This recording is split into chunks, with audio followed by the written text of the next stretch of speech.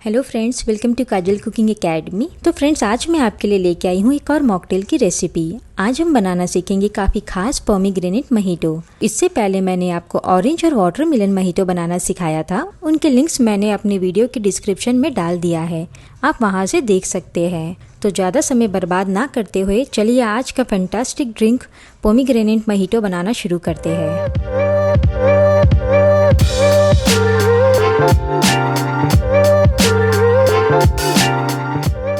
Pomegranate mojito बनाने के लिए हमें चाहिए पोमीग्रेनेट, मिंट लीव्स, लेमन, 1 चम्मच चीनी, 1 चुटकी काली नमक, आइस क्यूब्स और क्लब सोडा।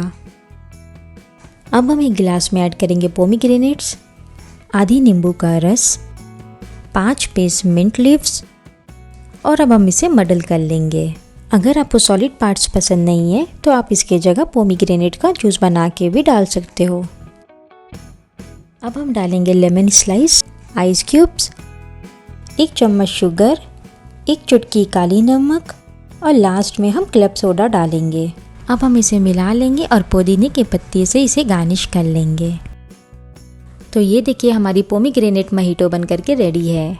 अगर आपको ये वीडियो अच्छी लगी तो इसे ज़रूर से लाइक करें और शेयर करें। And for upcoming baking and cooking related videos मेरी चैनल को सब्सक्राइब करना ना भूलें। Thank you.